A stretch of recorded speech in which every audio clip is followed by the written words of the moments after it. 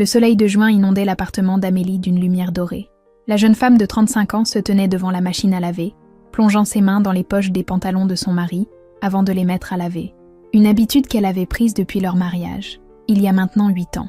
Laurent, toujours distrait, oubliait régulièrement des tickets de caisse, des pièces de monnaie et parfois même des documents importants. Ce matin-là, Amélie sentit quelque chose d'inhabituel dans la poche arrière d'un jean foncé. Elle en sortit une note griffonnée. Vol 14h30, terminal 2E. Elle fronça les sourcils, ne se rappelant pas que Laurent lui ait parlé d'un voyage. La sonnerie de son téléphone interrompit ses pensées. Le nom de Laurent s'affichait sur l'écran. « Allô, mon cœur ?» répondit-elle, tenant toujours la note dans sa main. « Amélie, je suis désolée de te prévenir au dernier moment, mais je dois partir en voyage d'affaires. C'est pour le nouveau projet dont je t'ai parlé la semaine dernière. » La voix de Laurent semblait pressée, légèrement essoufflée. « Un voyage ? Mais tu ne m'en as pas parlé. » Amélie jeta un coup d'œil à la note qu'elle venait de trouver. « Si, je t'en ai parlé. Tu ne te souviens pas ? Pour le projet avec les investisseurs allemands. Je t'ai dit que c'était possible que je doive partir rapidement. » Amélie hésita. Laurent lui parlait souvent de ses projets, mais elle ne se souvenait pas de cette mention particulière. Toutefois, avec ses propres préoccupations professionnelles, elle dirigeait une petite galerie d'art dans le Marais. Il était possible qu'elle ait oublié. « D'accord. Et tu pars quand exactement ? » C'est ça le problème. Je dois prendre l'avion dans 3 heures. Je suis déjà en route pour l'aéroport. Le taxi vient de me prendre. Je préparerai ma valise en rentrant. Je prendrai juste l'essentiel. Quelque chose dans son ton sonnait faux, mais Amélie ne parvenait pas à identifier quoi exactement. « Tu veux que je te prépare quelques affaires ? Je peux te rejoindre à l'aéroport. » Un silence bref, presque imperceptible. « Non, ce n'est pas nécessaire. Je n'ai besoin que de quelques chemises et d'un costume. Je me débrouillerai. » La conversation se termina après quelques banalités échangées. Amélie resta immobile au milieu de la buanderie, la note dans une main, son téléphone dans l'autre. Un malaise indéfinissable s'installa en elle. Elle retourna dans le salon, pensant aux paroles de Laurent. Quelque chose clochait. Il n'était pas du genre à partir précipitamment. Il était méthodique, organisé, prévoyant jusqu'à l'excès. Ces derniers temps, elle avait remarqué de petits changements dans son comportement. Des messages auxquels il répondait en s'isolant, des appels qu'il prenait sur le balcon, des heures de retour à la maison de plus en plus tardives. « Ce n'est rien », murmura-t-elle pour se rassurer. « Juste le stress du travail. » Elle commença à ranger distraitement le salon quand son regard fut attiré par un éclat bleu marine, dépassant légèrement dessous le canapé. Elle se pencha et en sortit le passeport de Laurent. « Son passeport ?» s'étonna-t-elle à voix haute. « Comment peut-il prendre l'avion sans… » Une boule se forma dans sa gorge. Si Laurent partait pour l'Allemagne, il aurait absolument besoin de son passeport. Même au sein de l'Union européenne, une carte d'identité ne suffisait pas toujours, et Laurent avait pour habitude de toujours voyager avec son passeport. Amélie ouvrit le document, confirmant qu'il s'agissait bien de celui de son mari.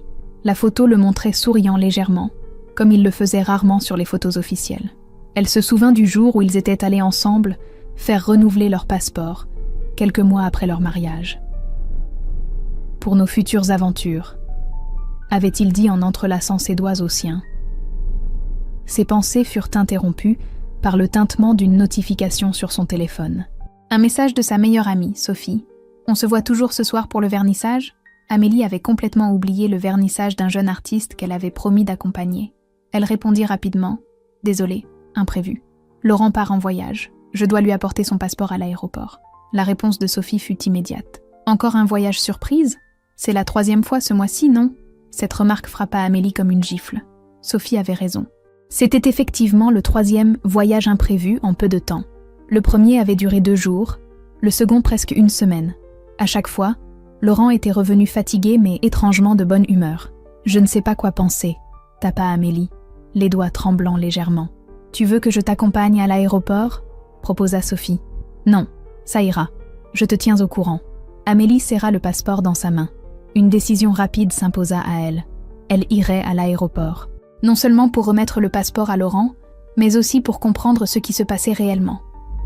Elle s'habilla rapidement, optant pour une tenue simple, un jean, un t-shirt blanc et une veste légère. Elle noua ses cheveux châtains en une queue de cheval rapide, appliqua un peu de mascara et de rouge à lèvres, plus par habitude que par coquetterie. Avant de partir, elle hésita un instant, puis ouvrit l'application de localisation qu'ils avaient installée sur leur téléphone mutuellement, au début de leur relation. C'était une idée de Laurent. Juste au cas où, avait-il dit, il ne l'utilisait presque jamais, respectant chacun l'intimité de l'autre. Mais aujourd'hui, Amélie avait besoin de savoir. Le point bleu indiquant la position de Laurent clignotait. Il était bien en direction de l'aéroport Charles de Gaulle, comme il l'avait dit. Amélie se sentit à la fois soulagée et honteuse d'avoir douté. « Je deviens paranoïaque », se murmura-t-elle en fermant l'application.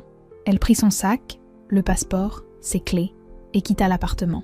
Dans le taxi qui la conduisait à l'aéroport, Amélie regardait défiler les rues parisiennes, essayant de calmer les pensées qui tourbillonnaient dans son esprit. Pourquoi Laurent ne lui avait-il pas dit qu'il avait oublié son passeport ? Pourquoi ces voyages soudains se multipliaient-ils ? Et surtout, pourquoi ce sentiment persistant que quelque chose lui échappait ? Le taxi s'engagea sur l'autoroute A1 en direction de Roissy. Amélie ouvrit la fenêtre, laissant l'air frais caresser son visage. Dans sa main, le passeport de Laurent semblait peser plus lourd qu'il ne l'était réellement. Ce petit livret bleu contenait peut-être plus que de simples tampons de douane. Il détenait peut-être les clés d'une vérité qu'elle n'était pas certaine de vouloir découvrir. Son téléphone vibra. Un message de Laurent. « Je suis à l'enregistrement. Vol LH2239 pour Francfort. Je t'appelle en arrivant. Je t'aime. » Amélie regarda le message longtemps, les yeux fixés sur les 3 derniers mots. « Je t'aime. » Des mots qu'ils échangeaient quotidiennement, presque par réflexe. Mais aujourd'hui, ils résonnaient différemment, comme une formule pour conjurer un mensonge, ou peut-être comme une demande de pardon anticipée. « Nous y sommes, madame », annonça le chauffeur de taxi, en s'arrêtant devant le terminal 2E. Amélie paya la course et sortit du véhicule, le cœur battant à tout rompre. Elle était venue pour apporter un passeport oublié, mais elle sentait qu'elle allait découvrir bien plus. En franchissant les portes automatiques de l'aéroport, elle ignorait encore que sa vie était sur le point de basculer, que les fondations de ce qu'elle croyait solide allaient s'effondrer comme un château de cartes. Que va découvrir Amélie à l'aéroport ? Le mystère qui entoure ce voyage impromptu de Laurent cache peut-être une vérité bouleversante. Préparez-vous à plonger dans les méandres d'une réalité qui pourrait tout changer pour notre héroïne, dont le courage sera mis à l'épreuve comme jamais auparavant. L'aéroport Charles de Gaulle bourdonnait d'activité en ce début d'après-midi. Amélie se frayait un chemin parmi les voyageurs pressés, les familles en partance pour les vacances et les hommes d'affaires au pas décidé. Elle consultait régulièrement les écrans d'information, cherchant le vol LH2239 pour Francfort mentionné dans le message de Laurent. Finalement, elle le repéra. Terminal 2 hommes, départ à 14h30. Enregistrement au comptoir 42. Amélie resserra son emprise sur le passeport et se dirigea vers la zone d'enregistrement, le cœur battant à un rythme irrégulier. Une file d'attente s'étirait devant le comptoir de la Lufthansa. Amélie scruta les visages, cherchant celui de Laurent parmi les voyageurs. Mais il n'était nulle part en vue. Peut-être avait-il déjà passé les contrôles de sécurité ? Cette pensée l'inquiéta davantage. Sans passeport, comment aurait-il pu franchir cette étape ? Elle s'approcha d'une hôtesse au comptoir d'information adjacent, une jeune femme blonde au sourire professionnel. « Excusez-moi », commença Amélie. « Mon mari doit prendre le vol pour Francfort à 14h30, mais il a oublié son passeport à la maison. Je suis venue le lui apporter, mais je ne le vois pas dans la file d'attente. » L'hôtesse hocha la tête avec compréhension. « Quel est son nom ? Je peux vérifier s'il s'est déjà enregistré. »« Laurent Moreau », répondit Amélie, tapotant nerveusement le passeport contre la surface du comptoir. La jeune femme tapa quelques informations sur son clavier, ses yeux bleus fixés sur l'écran. Son expression changea subtilement, un froncement de sourcils presque imperceptible. « Je suis désolée, madame, mais je ne vois aucun Laurent Moreau enregistré sur ce vol. » Amélie sentit une vague de confusion l'envahir. « C'est impossible. Il m'a envoyé un message il y a moins d'1 heure. Il disait qu'il était à l'enregistrement du vol LH2239 pour Francfort. » L'hôtesse tapa de nouveau sur son clavier, cette fois avec plus d'attention. « Je peux vérifier si Monsieur Moreau est sur la liste des passagers, même s'il ne s'est pas encore enregistré. » Quelques secondes s'écoulèrent, pendant lesquelles Amélie avait l'impression que l'air autour d'elle s'était raréfié. « Je suis désolée, madame, mais votre mari n'apparaît pas sur la liste des passagers pour ce vol. » L'hôtesse hésita un instant avant d'ajouter « Souhaitez-vous que je vérifie d'autres vols pour Francfort aujourd'hui ?»« Oui, s'il vous plaît, » murmura Amélie, une sensation glacée se répandant lentement dans sa poitrine. Après quelques minutes de recherche, l'hôtesse leva les yeux vers elle, l'expression désormais clairement embarrassée. « Madame, je ne trouve aucune réservation au nom de Laurent Moreau sur aucun vol vers Francfort aujourd'hui, ni même cette semaine. » Amélie resta silencieuse, digérant l'information. Un souvenir lui revint soudain. Pouvez-vous vérifier s'il avait une réservation qu'il aurait annulée récemment? Peut-être a-t-il changé ses plans et... Elle n'acheva pas sa phrase, ne sachant pas elle-même comment la terminer. L'hôtesse acquiesça et reprit ses recherches. « Effectivement, » dit-elle après un moment. « Je vois qu'il y avait une réservation à ce nom sur le vol d'aujourd'hui, mais elle a été annulée il y a... » Elle s'interrompit, jetant un regard gêné à Amélie. « Il y a 2 semaines. » Ces mots résonnèrent dans l'esprit d'Amélie comme un coup de tonnerre. 2 semaines. Laurent n'avait jamais eu l'intention de prendre cet avion aujourd'hui. Il avait menti, délibérément, méticuleusement. « Madame, vous allez bien ?» La voix de l'hôtesse semblait venir de très loin. Amélie s'efforça de reprendre contenance. « Oui, merci. C'est juste, il doit y avoir une erreur. Souhaitez-vous que j'appelle quelqu'un ?» proposa gentiment l'hôtesse, visiblement préoccupée par la pâleur soudaine d'Amélie. « Non, ça ira. Merci pour votre aide. » Amélie s'éloigna du comptoir, les jambes légèrement chancelantes. Elle se dirigea vers un café à proximité et s'assit à une table isolée, posant le passeport devant elle, comme une pièce à conviction. Son téléphone vibra dans sa poche.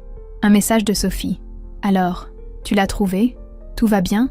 Les doigts d'Amélie restèrent suspendus au-dessus de l'écran. Que pouvait-elle répondre? Que son mari lui avait menti? Qu'il prétendait être à l'aéroport alors qu'il était... Où exactement? Cette question la frappa de plein fouet. Où était Laurent en ce moment même? L'application de localisation. Elle l'ouvrit fébrilement, le cœur battant. Le point bleu indiquant la position de Laurent clignotait toujours, mais il n'était plus en mouvement vers l'aéroport. Il était immobile, dans un quartier qu'Amélie ne reconnaissait pas immédiatement.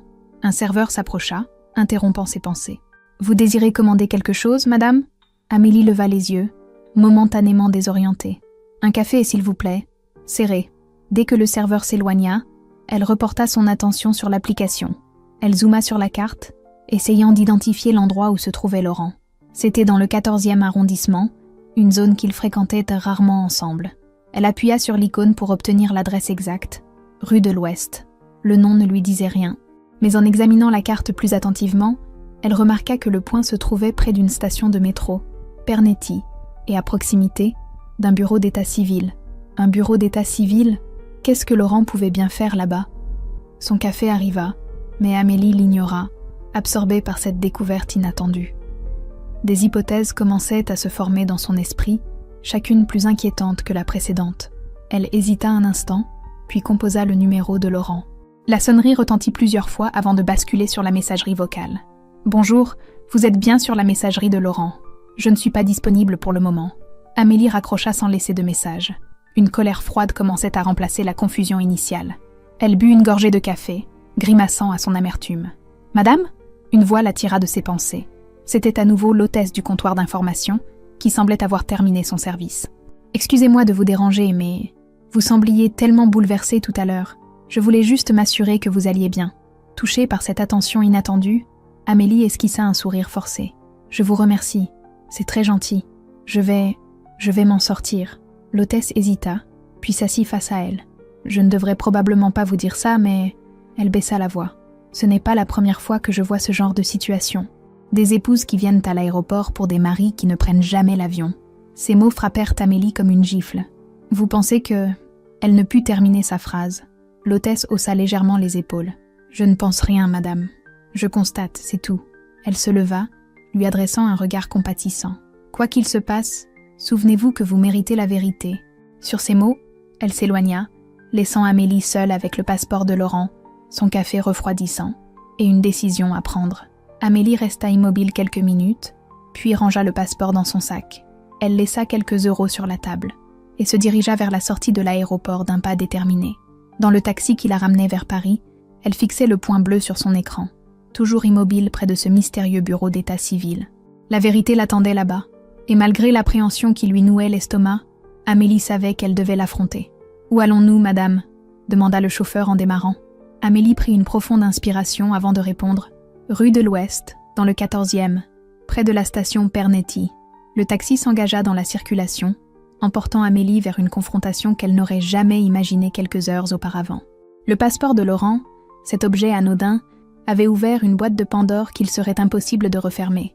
Le taxi filait sur le périphérique parisien, slalomant entre les véhicules, avec une aisance que seuls les chauffeurs expérimentés possèdent. Amélie gardait les yeux rivés sur l'écran de son téléphone, observant ce point bleu qui n'avait pas bougé depuis plus d'1 heure.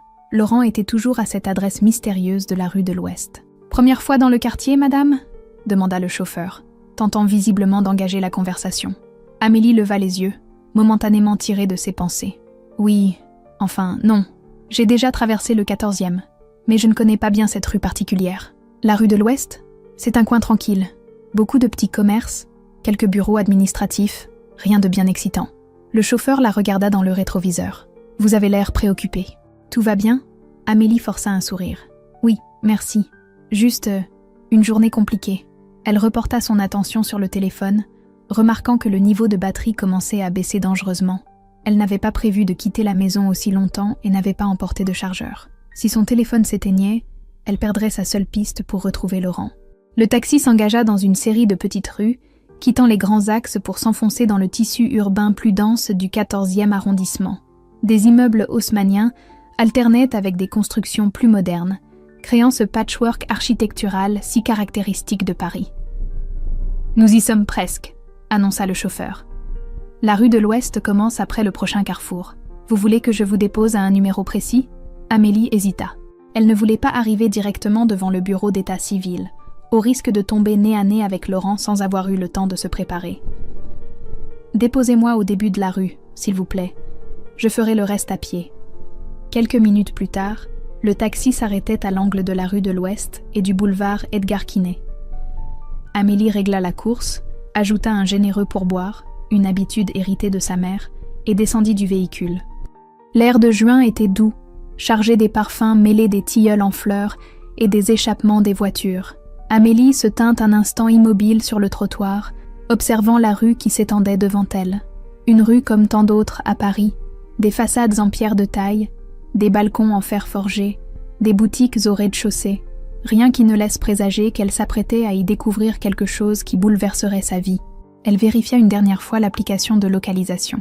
Le point bleu indiquait que Laurent se trouvait à environ 300 mètres, en remontant la rue sur la droite.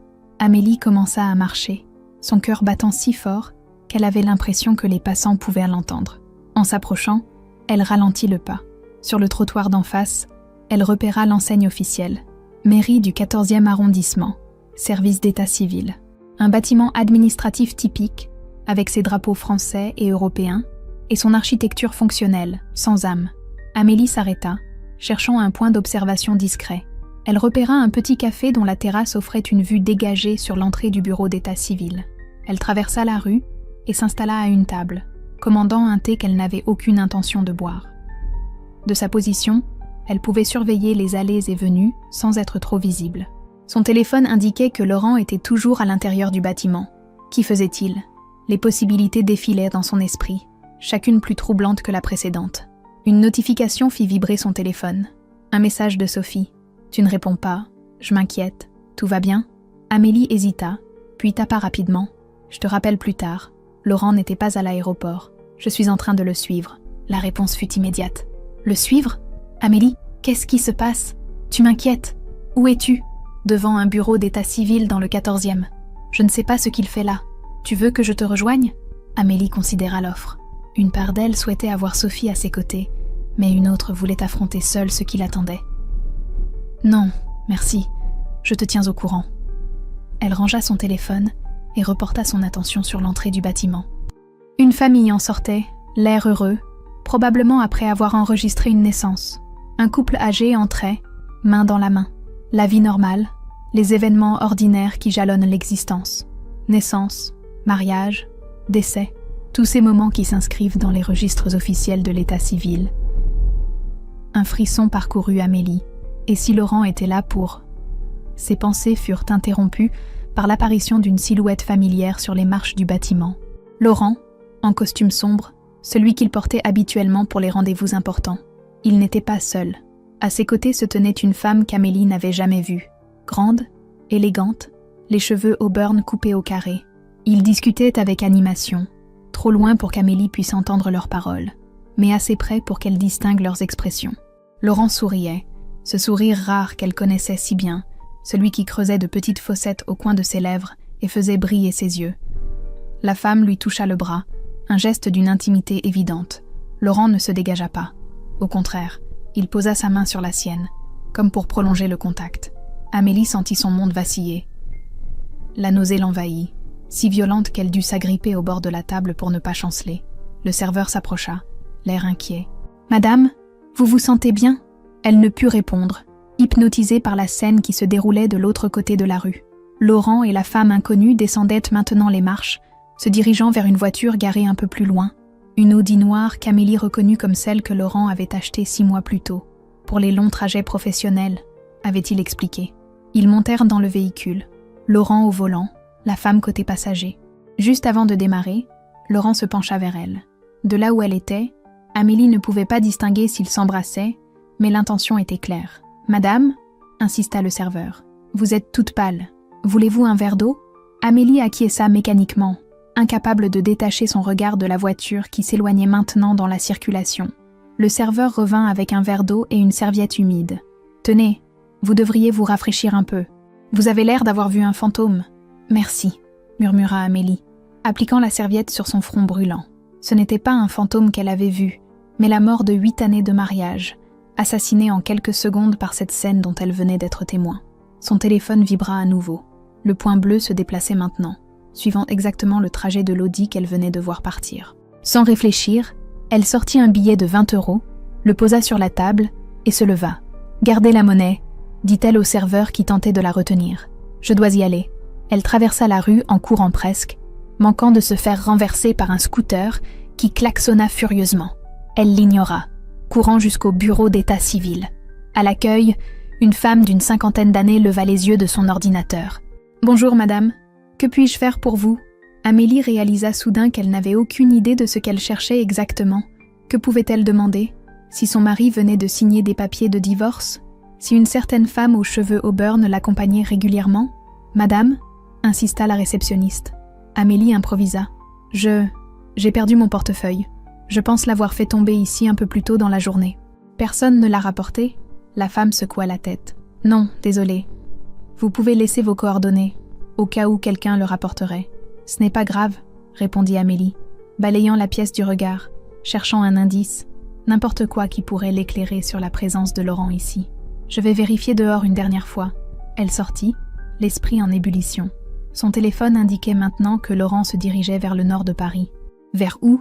Leur appartement? Un autre lieu secret? Amélie prit une décision. Au lieu de suivre Laurent physiquement, elle allait enquêter sur ce bureau d'état civil. Quelque chose s'était passé ici, quelque chose d'important, et elle était déterminée à découvrir quoi. Amélie resta quelques instants immobile devant le bureau d'état civil, partagée entre l'envie de fondre en larmes et une colère froide qui montait progressivement en elle. Elle devait comprendre ce qui se passait. Reprenant ses esprits, elle retourna à l'intérieur du bâtiment, cette fois avec une stratégie plus claire.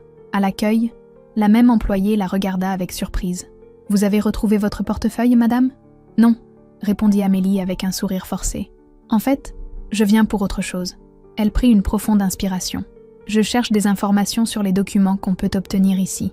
C'est pour une amie qui va se marier. » La femme hocha la tête, visiblement soulagée de pouvoir fournir une aide concrète. « Bien sûr, nous gérons tous les actes d'état civil, naissance, mariage, Pâques, décès.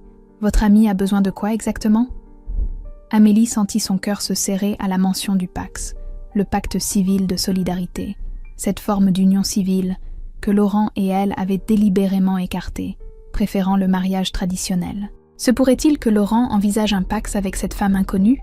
Mais comment serait-ce possible, puisqu'il était déjà marié? Elle s'interroge sur la procédure pour... Amélie hésita, cherchant ses mots. Pour régulariser sa situation avec son compagnon. « Je vois. » L'employé sourit. « Premier étage, bureau 103. C'est le service des mariages et Pacs. Ils pourront répondre à toutes ces questions. »« Merci beaucoup, » murmura Amélie, se dirigeant vers l'escalier en marbre qui menait au premier étage. Le couloir était désert, à l'exception d'un jeune couple qui attendait sur un banc, main dans la main, devant une porte fermée. Amélie passa devant eux, cherchant le bureau 103. Elle le trouva au bout du couloir, une porte comme les autres, avec une simple plaque indiquant « Mariage, Pacs, divorce ». Ce dernier mot la fit tressaillir. « Divorce ». Se pouvait-il que Laurent soit venu ici pour entamer une procédure de divorce? À son insu, elle frappa doucement à la porte et entra sans attendre de réponse. À l'intérieur, Une femme d'une quarantaine d'années, les cheveux grisonnants rassemblés en chignon, tapait sur un ordinateur. Elle leva les yeux, surprise par cette entrée impromptue. « Bonjour, madame. Vous aviez rendez-vous » Amélie secoua la tête. « Non, j'aurais quelques questions, si vous avez un moment. » La femme consulta sa montre. « J'ai un rendez-vous dans 10 minutes, mais je peux vous accorder un peu de temps. Asseyez-vous, je vous en prie. » Amélie prit place sur la chaise face au bureau, ses mains tremblantes posées sur ses genoux. Par où commencer ? Comment poser des questions sans révéler ses véritables préoccupations ? « Je m'appelle Madame Bertrand », se présenta la fonctionnaire. « En quoi puis-je vous aider ? Je m'intéresse au… » Amélie déglutit péniblement. « Aux procédures de divorce. » « Je vois. » Madame Bertrand la regarda avec bienveillance. « Vous souhaitez entamer une procédure ? » « Non. » La réponse d'Amélie fut plus vive qu'elle ne l'aurait voulu. « Enfin, je ne sais pas. C'est compliqué. »« Ça l'est toujours, » dit doucement Madame Bertrand, comme si elle avait entendu cette phrase des milliers de fois. « Qu'est-ce qui vous préoccupe exactement ?» Amélie prit une décision. La vérité, ou du moins une partie. « Je crois que mon mari pourrait avoir entamé une procédure de divorce sans m'en parler. Est-ce possible ?» Madame Bertrand fronça les sourcils. « Non, madame. Un divorce ne peut pas être prononcé sans que les deux parties soient informées. Votre mari aurait dû vous faire parvenir une assignation par huissier, ou vous auriez dû être convoqué par le juge aux affaires familiales. » Un soulagement momentané envahit Amélie. Au moins, Laurent n'avait pas pu divorcer d'elle en secret. Et pour un remariage, la question lui brûlait les lèvres. Est-ce qu'on peut se remarier sans être divorcé ? Cette fois, Madame Bertrand eut un regard perplexe. Bien sûr que non, la bigamie est interdite en France. Personne ne peut se marier s'il est déjà engagé dans un mariage existant. Amélie hocha la tête, essayant de rassembler les pièces du puzzle. Si Laurent ne pouvait ni divorcer en secret, ni se remarier, que faisait-il ici avec cette femme ? Et pour un pax ? Demanda-t-elle soudain. Est-ce qu'on peut se paxer si on est déjà marié ?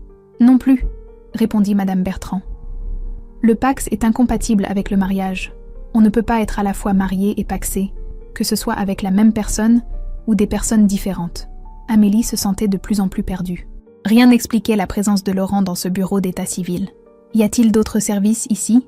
demanda-t-elle finalement. « D'autres démarches qu'on pourrait venir faire ?»« Bien sûr, » acquiesça Madame Bertrand. « Au rez-de-chaussée, vous avez le service des naissances et reconnaissances.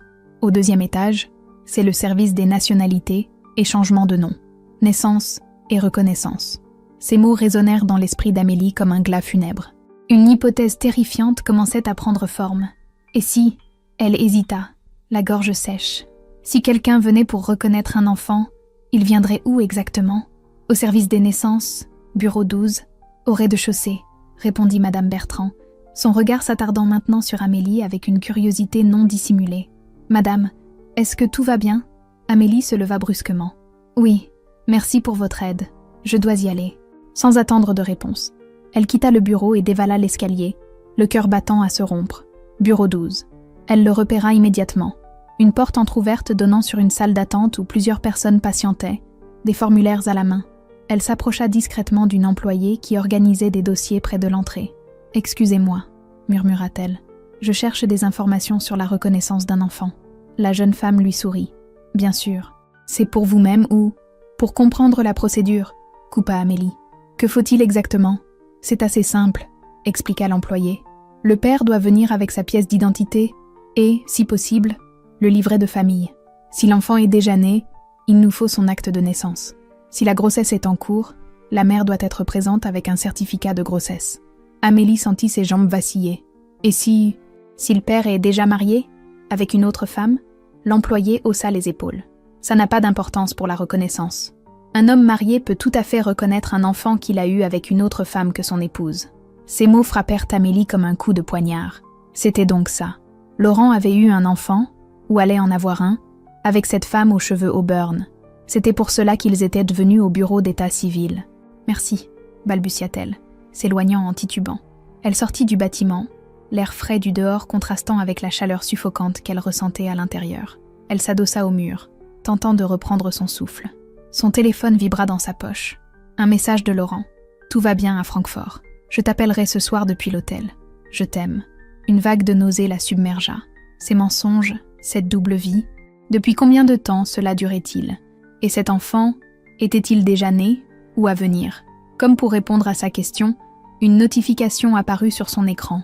Un rappel du calendrier partagé qu'elle avait avec Laurent. Anniversaire de mariage, 8 ans, réservé restaurant, 8 ans. 8 ans de vie commune, à construire des projets, à rêver d'un futur ensemble. Peut-être même d'avoir des enfants un jour. Ce sujet qu'ils abordaient régulièrement, sans jamais franchir le pas. Et tout ce temps, Laurent, une larme roula sur sa joue, suivie d'une autre, puis d'un torrent qu'elle ne pouvait plus contenir. Des passants la regardaient avec inquiétude, mais elle n'en avait cure. Son monde venait de s'effondrer. Son téléphone vibra à nouveau. « Sophie, Amélie, tu me fais peur. Appelle-moi. » D'une main tremblante, elle composa le numéro de sa meilleure amie. Celle-ci décrocha à la première sonnerie. « Amélie, qu'est-ce qui se passe ?»« Sophie ?» Sa voix se brisa. « Je crois que Laurent a un enfant avec une autre femme. » Un silence de l'autre côté de la ligne. Puis, doucement, « Où es-tu exactement ? Je viens te chercher. Devant le bureau d'état civil, rue de l'Ouest.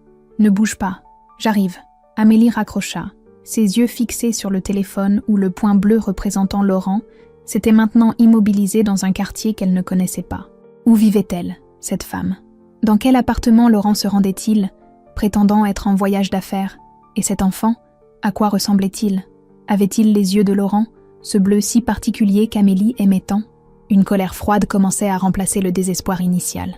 Cette vie qu'elle croyait parfaite, ces années de bonheur apparent, tout n'était que mensonge.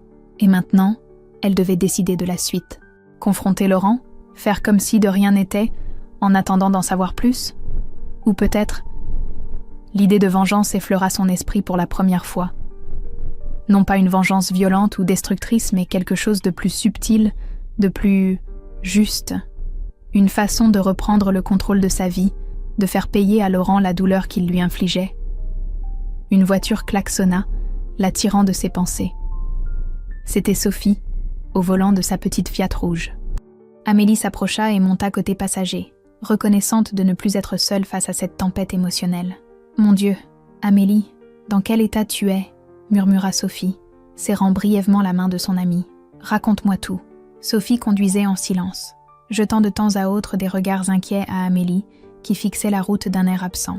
Elles avaient quitté le 14e arrondissement et se dirigeaient vers l'appartement de Sophie dans le Marais, un refuge où Amélie pourrait reprendre ses esprits, loin des souvenirs partagés avec Laurent. « Tu es sûre que c'est ce que tu as compris ?»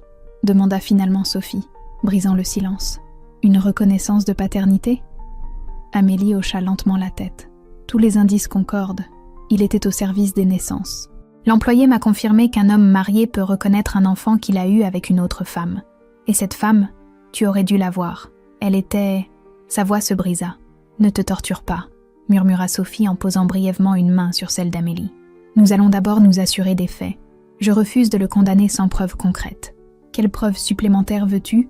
Il prétend être à Francfort alors qu'il est à Paris, avec une femme inconnue, dans un bureau d'état civil. » Sophie se gara devant son immeuble, un ancien hôtel particulier divisé en appartements. « Je comprends ta colère, Amélie. Mais avant de prendre des décisions irréversibles, nous devons être absolument certaines. Montons, j'ai quelque chose à te montrer. » Intriguée malgré sa détresse, Amélie suivit son amie jusqu'au 3e étage. L'appartement de Sophie était à son image, ordonné, élégant, avec cette touche d'excentricité qui la caractérisait. Des livres de droit s'empilaient sur une table basse. Sophie était avocate spécialisée en droit de la famille, une ironie qui n'échappait pas à Amélie dans la situation présente. « Assieds-toi », dit Sophie en se dirigeant vers son ordinateur portable. « Je vais nous préparer un thé, et ensuite, nous allons mener notre petite enquête. »« Quelle enquête ?» demanda Amélie, s'effondrant dans un fauteuil confortable. « Je sais déjà ce qu'il se passe. » Sophie disparut dans la cuisine, revenant quelques minutes plus tard avec 2 tasses fumantes. « Ce que tu sais, c'est que Laurent était dans un bureau d'état civil avec une femme. Ce que tu supposes, c'est qu'il reconnaissait un enfant. Mais il y a 1000 autres explications possibles. Comme quoi ?» lança Amélie avec une pointe d'amertume. Peut-être aidait-il simplement une amie pour une démarche administrative. Peut-être était-ce pour son travail. Ne m'as-tu pas dit qu'il traitait avec des clients étrangers qui avaient parfois besoin d'aide pour leurs papiers ? Amélie secoua la tête. Tu ne les as pas vus ensemble. Cette façon qu'ils avaient de se toucher, de se regarder, ce n'était pas professionnel, Sophie. Je te crois, dit doucement Sophie, en s'asseyant face à son ordinateur. Mais avant de confronter Laurent, nous devons rassembler plus d'informations. As-tu son mot de passe email ? Amélie écarquilla les yeux. Tu veux que je pirate ses emails ? N'est-ce pas illégal ? Un sourire énigmatique se dessina sur les lèvres de Sophie. Je suis avocate, ma chérie. Je sais exactement où se situe la limite. Et techniquement, si vous partagez un ordinateur à la maison et que tu connais déjà son mot de passe, ce n'est pas vraiment du piratage. Amélie hésita. Laurent et elle avaient toujours respecté leur vie privée mutuelle. Jamais elle n'aurait imaginé fouiller dans ses affaires personnelles. Mais les circonstances étaient exceptionnelles. Son mot de passe est généralement une variation de ma date de naissance et de son ancien numéro d'appartement, murmura-t-elle finalement, quelque chose comme AM 0712 APT24. Sophie tapa rapidement sur son clavier. Voyons voir si ça fonctionne.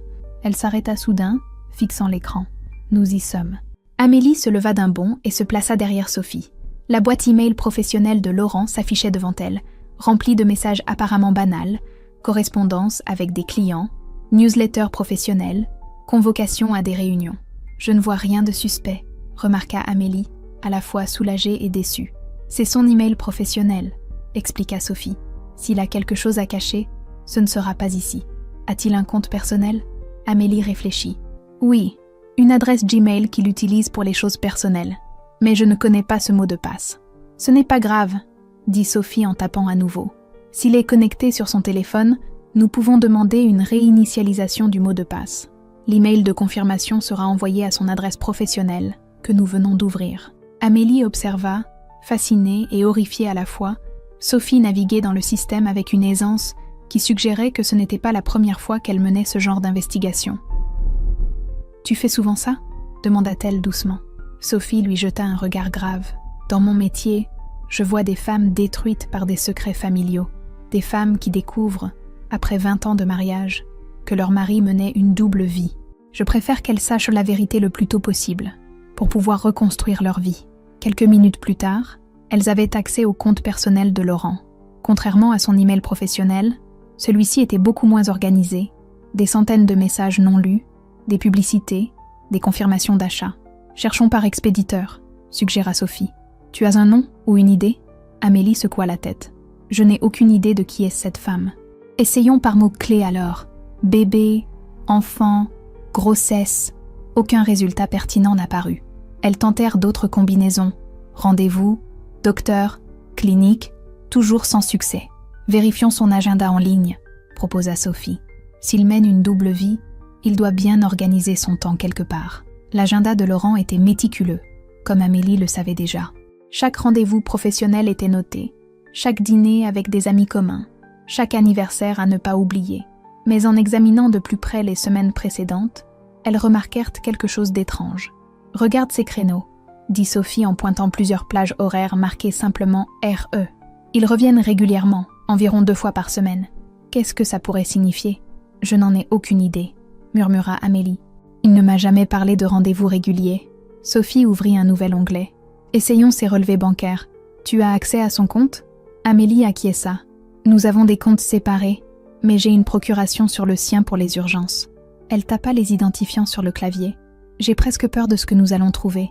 Les relevés bancaires s'affichèrent, détaillant plusieurs mois de transactions. La plupart étaient ordinaires, restaurants, essence, achats en ligne. Mais un paiement récurrent attira leur attention. 800 € versés chaque mois à un certain E. Rousseau. « Qui est E. Rousseau ?» demanda Sophie. « Je n'en ai aucune idée », répondit Amélie, sentant son cœur s'accélérer. « Ce n'est pas un nom que je connais. » Sophie ouvrit un moteur de recherche et tapa E. Rousseau Paris. Des dizaines de résultats apparurent. C'était un nom assez commun. Elle affina la recherche en ajoutant « femme » et 14e arrondissement. Un profil LinkedIn apparut parmi les premiers résultats. Émilie Rousseau, consultante en communication, Paris 14. « Ça pourrait être elle », murmura Sophie en cliquant sur le lien. La page se chargea, révélant la photo d'une femme aux cheveux auburn coupés au carré, exactement celle qu'Amélie avait vue avec Laurent devant le bureau d'état civil. « C'est elle !» souffla Amélie, sentant un frisson glacé parcourir son échine. C'est la femme qui était avec lui. Sophie examina le profil. Consultante en communication indépendante depuis 5 ans. Avant, elle travaillait pour l'agence Berticom. Elle se tourna vers Amélie. L'agence que Laurent a engagée pour la campagne publicitaire de sa société l'année dernière. Amélie hocha lentement la tête, les pièces du puzzle s'assemblant dans son esprit. C'est là qu'ils ont dû se rencontrer. Sophie continua de faire défiler la page. Pas de mention d'enfant ou de situation personnelle. Mais son profil Instagram est lié. Un clic plus tard, elle parcourait les photos d'Émilie Rousseau, des paysages, des cafés parisiens, des images de voyage. Rien de particulièrement révélateur, jusqu'à ce qu'elle tombe sur une photo datant de 3 mois. Émilie y tenait un test de grossesse positif, le visage rayonnant de bonheur. La légende disait simplement « Une nouvelle aventure commence ». N'a de secret pour le moment, n'a bientôt 3. Amélie sentit ses jambes se dérober sous elle. Elle s'effondra dans le fauteuil le plus proche, le souffle coupé. « Bientôt 3 », répéta-t-elle dans un murmure. Laurent, cette femme, et leur bébé. Sophie s'agenouilla devant elle, prenant ses mains dans les siennes. « Amélie, je suis tellement désolée. » Les larmes qu'Amélie avait retenues jusque-là commencèrent à couler librement. 8 ans, Sophie. 8 ans de ma vie. Et pendant ce temps, Elle ne put terminer sa phrase. « Que vas-tu faire ?» demanda doucement Sophie. Amélie releva la tête, essuyant ses larmes d'un geste presque rageur. La tristesse laissait place à une détermination nouvelle, une résolution froide qui surprit même Sophie. « D'abord, je vais continuer cette enquête. Je veux tout savoir. Depuis quand cela dure, s'il y a eu d'autres femmes, d'autres mensonges. Et ensuite, ses yeux brillèrent d'une lueur que Sophie ne lui connaissait pas. Ensuite, je vais lui faire payer. Pas avec violence, mais avec justice. Il croit pouvoir mener cette double vie sans conséquence. Il va découvrir qu'on ne brise pas impunément le cœur d'Amélie Moreau. » Les jours qui suivirent plongèrent Amélie dans une existence parallèle, aussi fausse que celle que menait Laurent. Chaque matin, elle se levait, préparait le café comme d'habitude, embrassait son mari qui partait travailler et souriait comme si son monde n'avait pas volé en éclats. Chaque soir, elle écoutait les récits inventés de sa journée, acquiesçait aux mensonges sur ses appels professionnels et prétendait ne pas remarquer les messages qu'il recevait et auxquels il répondait en s'isolant sur le balcon. Mais dès que Laurent quittait l'appartement, Amélie se transformait en détective implacable. Avec l'aide précieuse de Sophie, elle avait élaboré une stratégie d'investigation méthodique pour découvrir l'ampleur de la trahison. Ce matin-là, assise dans le petit café en face de l'immeuble d'Émilie Rousseau, Amélie observait l'entrée du bâtiment haussmannien derrière ses lunettes de soleil. Sophie, installée face à elle, consultait son téléphone avec une concentration professionnelle. « Récapitulons ce que nous savons », murmura Sophie, sans lever les yeux de son écran. Laurent a rencontré Émilie il y a environ 1 an, lors de la campagne publicitaire de sa société. Les paiements mensuels ont commencé il y a 8 mois. Elle est enceinte de 6 mois maintenant, si on en croit ses publications cryptiques sur Instagram. Et ils étaient au bureau d'état civil pour une reconnaissance anticipée de paternité, ce qui est parfaitement légal en France, avant même la naissance de l'enfant. Amélie hocha la tête, serrant sa tasse de café si fort que ses jointures blanchissaient, ce qui signifie qu'il prévoit de faire partie de la vie de cet enfant. Ce n'est pas juste une aventure qu'il essaie d'oublier, il construit une seconde famille. « As-tu trouvé d'autres indices dans votre appartement ?» demanda Sophie. Des reçus de restaurant dans le 14e, cachés dans la doublure de sa mallette. Une facture d'hôtel à son nom pour un week-end où il prétendait être à Lyon pour affaires. Amélie fit une pause, avalant difficilement sa salive, et un catalogue de prénoms pour bébé, glissé entre des dossiers professionnels. Des prénoms étaient entourés au crayon. Gabriel pour un garçon, Léa pour une fille. Sophie posa sa main sur celle d'Amélie. « Je suis désolée. Le pire, » continua Amélie, sa voix à peine audible, « c'est que nous parlions d'avoir des enfants. Il me disait qu'il n'était pas encore prêt, qu'il voulait assurer notre stabilité financière d'abord. Et pendant ce temps, elle s'interrompit brusquement. Une silhouette familière venait d'apparaître à l'angle de la rue. Laurent, impeccable dans son costume gris, un bouquet de fleurs à la main. Il s'arrêta devant l'immeuble d'Émilie, composa un code sur l'interphone et disparut à l'intérieur. « Il est censé être à Nantes aujourd'hui », murmura Amélie, la gorge serrée. « Réunion importante avec des investisseurs. Ne m'appelle pas avant 18h. Je serai en conférence toute la journée, m'a-t-il dit ce matin. » Sophie consulta sa montre. 11h30. Il a dû prendre le premier train ce matin et revenir directement ici. Amélie sentit une vague de nausée l'envahir. « Je dois voir de mes propres yeux. »« Amélie, non !» protesta Sophie en lui attrapant le bras. « Qu'est-ce que tu comptes faire ? Sonner à tous les appartements jusqu'à trouver le bon ?» Un sourire sans joie se dessina sur les lèvres d'Amélie. « Je n'en aurais pas besoin. » Elle sortit son téléphone et ouvrit l'application de localisation. Le point bleu indique qu'il est au 4e étage, appartement de droite, si on en croit la disposition du bâtiment. Même si tu sais où il est, tu ne peux pas débarquer comme ça, insista Sophie. Réfléchis aux conséquences. À la scène qui pourrait éclater. Je ne vais pas faire de scène, répondit Amélie avec un calme qui surprit son amie. Je veux juste voir, comprendre. Avant que Sophie ne puisse l'en empêcher, Amélie se leva et traversa la rue. Elle connaissait ce type d'immeuble parisien, un digicode à l'entrée, mais généralement une porte de service pour les livraisons sur le côté.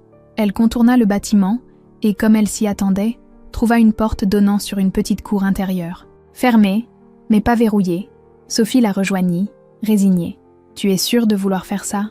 J'en ai besoin », répondit simplement Amélie. Elles pénétrèrent dans la cour, puis dans l'immeuble par l'entrée de service.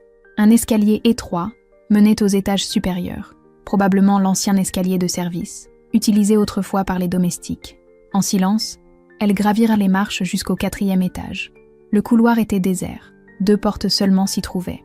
De l'une d'elles filtrait le son étouffé de voix et de musique classique. Amélie s'approcha sans bruit, suivie par Sophie qui semblait de plus en plus inquiète. Une fenêtre donnait sur la cour intérieure, offrant une vue partielle de l'appartement. Amélie s'en approcha, retenant son souffle. Ce qu'elle vit confirma ses pires craintes. Un salon spacieux et lumineux, décoré avec goût. Des meubles modernes, des tableaux abstraits aux murs, le style épuré qu'affectionnait Laurent, si différent de l'ambiance plus chaleureuse qu'Amélie avait créée dans leur appartement. Et au milieu de la pièce, Laurent et Émilie, enlacés dans une danse lente sur une mélodie que même à travers la vitre, Amélie reconnut le concerto pour piano No. 21 de Mozart, celui que Laurent écoutait toujours pour se détendre après une journée difficile. Émilie portait une robe fluide qui mettait en valeur son ventre arrondi. Laurent avait posé une main sur cette courbe, avec une tendresse qu'Amélie ne lui connaissait que trop bien. Ils dansaient lentement, parlant à voix basse, s'arrêtant parfois pour s'embrasser. Sur une étagère, Amélie aperçut des cadres photos. Même de loin, elle distingua Laurent et Émilie sur une plage, à la montagne, dans ce qui semblait être Venise, des voyages qu'il avait prétendument faits pour le travail. Sophie tira doucement Amélie en arrière. « Viens, tu en as assez vu. » Mais Amélie restait immobile, hypnotisée par cette scène, par cette vie parallèle si soigneusement construite. Son regard se posa sur une petite pièce adjacente, dont la porte était entr'ouverte.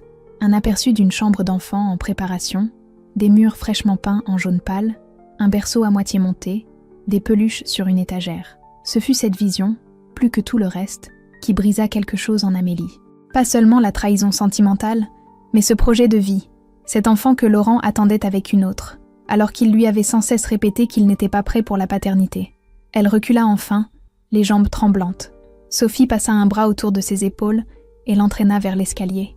Elles redescendirent en silence et émergèrent dans la rue, le soleil de juin semblant soudain trop brillant, trop joyeux pour la réalité qu'Amélie venait d'affronter. « Je te ramène chez moi », dit doucement Sophie. « Tu ne peux pas retourner à ton appartement dans cet état. » Amélie secoua la tête. « Non, je dois rentrer, préparer mes affaires. Il reviendra ce soir, prétendant revenir de Nantes, et je dois être là, comme si de rien n'était. »« Tu ne vas quand même pas continuer cette mascarade ?» s'exclama Sophie, incrédule. Un sourire étrange se dessina sur les lèvres d'Amélie. « Pas pour longtemps, juste le temps nécessaire. » Dans le taxi qui les ramenait vers l'appartement d'Amélie, Sophie observait son amie avec inquiétude. La jeune femme brisée de tout à l'heure semblait avoir disparu, remplacée par une version plus froide, plus calculatrice. « À quoi penses-tu » demanda finalement Sophie. « Je pense que Laurent a construit sa double vie méticuleusement, patiemment, » répondit Amélie d'une voix étrangement calme. « Il a prévu chaque détail, anticipé chaque risque. Il croit maîtriser la situation. »« Et ce n'est pas le cas ?»« Non, » dit Amélie, son regard se durcissant. « Parce qu'il a commis une erreur fondamentale. Il a oublié qui j'étais avant de le rencontrer. » Sophie fronça les sourcils, ne comprenant pas. « Que veux-tu dire ? Avant d'être Madame Moreau, j'étais Amélie Devrault, spécialiste en stratégie commerciale. Mon travail consistait à anticiper les mouvements de la concurrence, à élaborer des contre-stratégies, à transformer les faiblesses en force. » Son visage s'anima d'une détermination nouvelle. Laurent croit jouer aux échecs, mais il ignore qu'il a en face de lui une maîtresse du jeu. Le taxi s'arrêta devant l'immeuble d'Amélie. Avant de descendre, elle se tourna vers Sophie. « J'aurai besoin de ton aide, » dit-elle simplement. Sophie serra sa main. Pourquoi faire exactement ?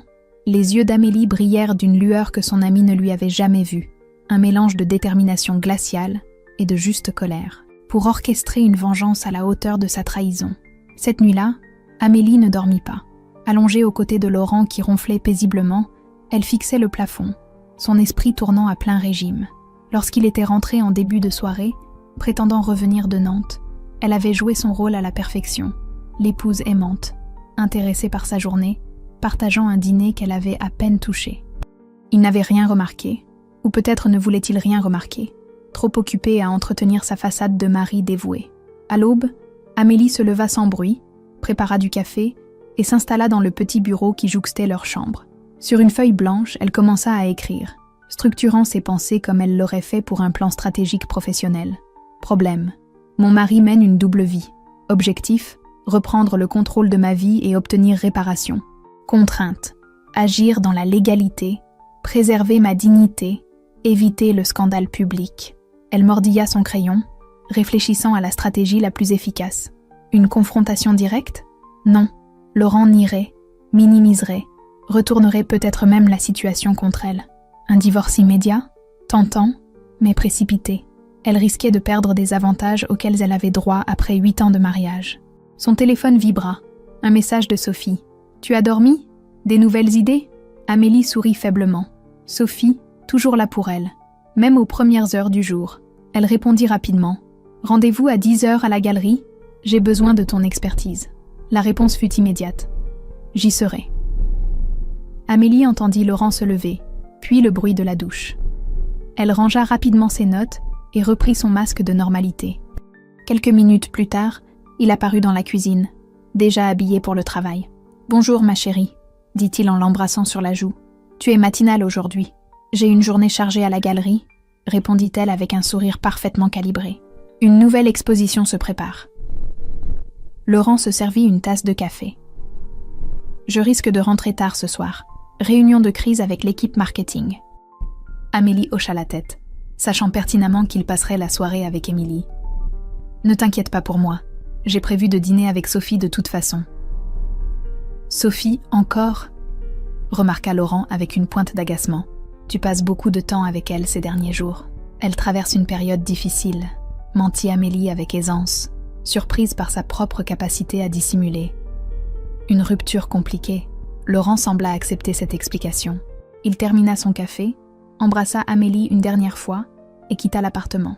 Dès que la porte se referma, Amélie laissa échapper un long soupir. Chaque interaction avec lui était désormais un exercice d'actrice consommée, chaque sourire un masque qui dissimulait la tempête intérieure. À 10h précises, elle retrouva Sophie à la galerie d'art qu'elle dirigeait dans le Marais.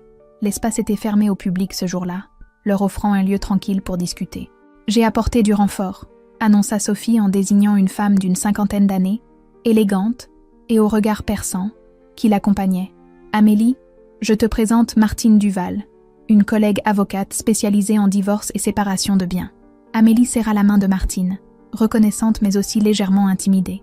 Rendre des étrangers témoins de son humiliation n'était pas facile. « Sophie m'a expliqué votre situation dans les grandes lignes, » dit Martine avec une douceur professionnelle. « Je suis navrée de ce qui vous arrive, mais vous avez eu raison de chercher conseil rapidement. » Les 3 femmes s'installèrent dans le petit bureau d'Amélie à l'arrière de la galerie. Sophie sortit un ordinateur portable de son sac. « Bien, » commença Martine. « Avant de parler de procédure légale, j'aimerais comprendre ce que vous souhaitez exactement, Amélie. Voulez-vous sauver votre mariage ? Obtenir le divorce dans les meilleures conditions possibles ? Ou autre chose ? » Amélie prit une profonde inspiration. « Je veux qu'il ressente ce que j'ai ressenti. Pas la douleur physique, mais cette sensation d'avoir été dupé, manipulé, trahi dans ce qu'on a de plus intime. Je veux qu'il comprenne ce que ça fait de voir son monde s'effondrer en un instant. » Martine et Sophie échangèrent un regard. « Vous parlez de vengeance », constata Martine sans jugement. « Appelez ça comme vous voulez », répondit Amélie. « Je préfère parler de justice. » Martine hocha la tête, sortant un carnet de son sac. « D'un point de vue légal, voici ce que vous devez savoir. La loi française ne considère pas l'infidélité comme un délit, mais comme une faute dans le cadre du mariage. Vous pouvez demander un divorce pour faute, ce qui pourrait vous être financièrement favorable. » Amélie écoutait attentivement, prenant des notes. « Et concernant les biens, tout dépend de votre contrat de mariage, » expliqua Martine. « Êtes-vous sous le régime de la communauté réduite aux acquêts ?» Amélie acquiesça. « Oui, le régime légal. Nous n'avons pas fait de contrat spécifique. Dans ce cas, Tous les biens acquis pendant le mariage sont considérés comme communs, à l'exception des héritages et donations. Cela inclut l'appartement que vous partagez, je présume ? Oui, nous l'avons acheté ensemble il y a 5 ans. Et Laurent a fondé sa société après notre mariage, avec un capital initial provenant de nos économies communes. Un sourire subtil se dessina sur les lèvres de Martine. Ce qui signifie que vous avez potentiellement droit à la moitié de la valeur de cette société. Sophie, qui était restée silencieuse jusque-là, intervint. Laurent ne se doute de rien pour l'instant. Nous avons un avantage stratégique. Nous connaissons sa double vie, mais lui ignore que nous savons. Exactement, confirma Amélie. Et je veux utiliser cet avantage. Pas seulement pour obtenir ma part légale, mais pour lui donner une leçon, compléta Sophie. Martine referma son carnet. Légalement, je peux vous guider pour maximiser vos droits dans la procédure de divorce. Mais si vous envisagez d'autres actions, disons que je préfère ne pas en connaître les détails. Amélie hocha la tête, comprenant le message. Bien sûr, Sophie et moi nous occuperons de cet aspect. Une fois Martine partie, Amélie se tourna vers son amie. J'ai réfléchi toute la nuit. Je veux que Laurent goûte à sa propre médecine, qu'il découvre ce que ça fait d'être trahi par la personne en qui on a le plus confiance. Comment comptes-tu t'y prendre ? Demanda Sophie, à la fois inquiète et intriguée. Amélie sortit son propre carnet où elle avait noté ses réflexions nocturnes. Laurent a bâti sa double vie sur 4 piliers, le mensonge, la manipulation, l'argent et la confiance aveugle que je lui accordais. Je vais attaquer chacun de ces piliers. Elle ouvrit son ordinateur et afficha un tableur complexe. Voici tous nos comptes communs, nos investissements, nos assurances. Laurent m'a toujours laissé gérer les petites choses administratives, comme il les appelle.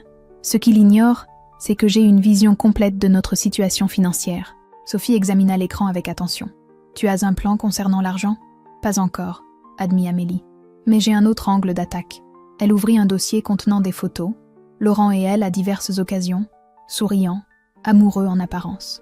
Ces 8 dernières années n'étaient pas qu'un mensonge. Il y a eu de vrais moments de bonheur, de complicité. Mais où veux-tu en venir ? Laurent se croit invincible parce qu'il pense avoir parfaitement compartimenté ses 2 vies.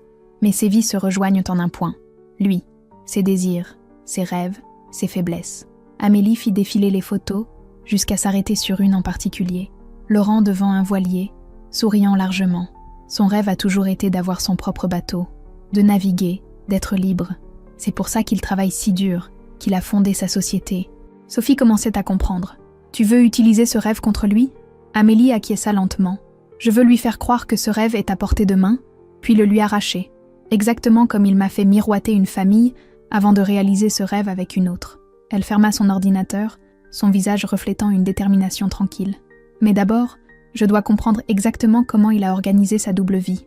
Quels sont ses schémas, ses routines avec Émilie ? Tu veux continuer à le surveiller ? Demanda Sophie. Pas seulement le surveiller, je veux cartographier sa vie secrète, comme il l'a fait lui-même pendant des mois, peut-être des années. Je veux connaître ses habitudes avec elle aussi bien qu'il connaît les miennes. Sophie hésita avant de poser la question qui lui brûlait les lèvres. Et ensuite, que feras-tu de ces informations ? Un sourire énigmatique se dessina sur le visage d'Amélie. Ensuite, je les utiliserai pour orchestrer ce que Laurent redoute le plus, la collision de ces 2 mondes. Elle se leva et s'approcha de la fenêtre, observant les passants dans la rue en contrebas, chacun portant sans doute ses propres secrets, ses propres douleurs. Il croit pouvoir contrôler ces 2 femmes, ces 2 vies, sans conséquence. Il va découvrir que lorsqu'on joue avec le feu, elle se tourna vers Sophie, une lueur nouvelle dans le regard. On finit inévitablement par se brûler. Sophie observa son amie avec un mélange d'admiration et d'inquiétude. L'Amélie fragile et blessée des jours précédents semblait avoir disparu, remplacée par une femme déterminée, calculatrice, presque redoutable. « Je suis avec toi », dit-elle simplement. « Quel est le premier pas ?» Amélie revint s'asseoir, sortant une feuille vierge sur laquelle elle écrivit en lettres capitales. « Opération miroir. Le premier pas, dit-elle, c'est de devenir invisible à ses yeux. Plus il me sous-estimera, plus ma marge de manœuvre sera grande. Je dois être l'épouse parfaite, compréhensive, légèrement naïve qu'il croit que je suis. Et pendant ce temps, nous allons construire le piège le plus sophistiqué qu'il ait jamais connu. Un piège fait de ses propres mensonges, de ses propres désirs et de sa propre arrogance. » Amélie regarda sa montre. « Il est temps de retourner à mon rôle. Laurent m'a envoyé un message pendant que nous parlions. Il rentre finalement dîner ce soir. Sa réunion a été annulée. Émilie a peut-être d'autres plans, suggéra Sophie. Probablement. Ce qui me donne l'occasion parfaite de commencer à tisser ma toile. Amélie rangea ses notes dans son sac. Martine m'a parlé d'un détective privé de confiance. Je vais l'engager dès aujourd'hui. Pendant ce temps, je vais donner à Laurent exactement ce qu'il attend de moi. L'illusion de la normalité. Les deux amies se séparèrent devant la galerie, Sophie serrant Amélie dans ses bras avant de partir. « Sois prudente », murmura-t-elle. « Ne te perds pas dans cette vengeance. » Amélie lui sourit, un sourire qui n'atteignait pas tout à fait ses yeux. « Ne t'inquiète pas, je sais exactement ce que je fais. » Alors qu'elle retournait à son appartement pour préparer un dîner que Laurent apprécierait particulièrement, Amélie sentait une énergie nouvelle l'animer. La douleur était toujours là, lancinante, mais désormais canalisée vers un objectif précis. Plus que jamais, elle comprenait la vérité de cet adage. La vengeance est un plat qui se mange froid. Les semaines qui suivirent transformèrent Amélie en une actrice accomplie. Chaque matin, elle embrassait Laurent avec un sourire radieux. Chaque soir, elle l'écoutait raconter ses mensonges avec une attention feinte. Elle était devenue l'épouse idéale, attentionnée mais pas envahissante, présente mais respectueuse de son espace. Laurent semblait s'épanouir dans cette dynamique renouvelée, ignorant totalement la tempête qui se préparait. En parallèle, Amélie orchestrait méthodiquement sa vengeance. Dans un petit carnet à la couverture bleu nuit, qu'elle gardait toujours sur elle, elle consignait chaque détail, chaque étape de son plan soigneusement élaboré. Un mardi matin de juillet, Amélie retrouva Sophie et Victor Lenoir, le détective privé recommandé par Martine, dans un café discret du 11e arrondissement, loin des lieux que Laurent fréquentait habituellement. « J'ai terminé la surveillance que vous m'avez demandée », annonça Victor en leur tendant une enveloppe épaisse. 3 semaines d'observation, comme convenu. Amélie ouvrit l'enveloppe avec des doigts légèrement tremblants. À l'intérieur, des dizaines de photos, des rapports détaillés, et même des transcriptions de conversations captées dans des lieux publics. « Votre mari a une routine bien établie avec Mademoiselle Rousseau », expliqua Victor. « Les lundis et mercredis soirs, officiellement des dîners professionnels, pour vous, il les passe chez elle. Les vendredis après-midi, de 14h à 17h, il prétend avoir des réunions avec des clients, mais se rend en réalité à ses rendez-vous médicaux avec elle, suivis de grossesse, préparation à l'accouchement, etc. » Sophie parcourait les photos, s'arrêtant sur l'une d'elles montrant Laurent et Émilie dans une boutique pour bébés, choisissant ce qui semblait être un berceau. « Il y a plus ?» continua Victor. « Votre mari a récemment ouvert un compte bancaire séparé, au nom d'une SCI, Société Civile Immobilière, créée il y a 2 mois. »« Une SCI ?» s'étonna Amélie. « Pour quel bien immobilier ?» Victor sortit d'autres documents de sa serviette. Un appartement dans le 16e arrondissement, rue Michel-Ange, 3 pièces, 12 mètres carrés, vue sur le bois de Boulogne. Prix d'achat, 1,2 million d'euros. L'acte de vente a été signé la semaine dernière. Amélie sentit son cœur se serrer. Cet appartement représentait exactement le type de bien qu'elle et Laurent avaient envisagé d'acquérir pour fonder leur famille. La SCI a 2 associés, poursuivit Victor. Votre mari à 70% et Mademoiselle Rousseau à 30%. Il investit dans leur futur foyer, murmura Sophie, serrant la main d'Amélie sous la table. Ce n'est pas tout, ajouta Victor. J'ai également surveillé ses activités professionnelles, comme vous me l'aviez demandé.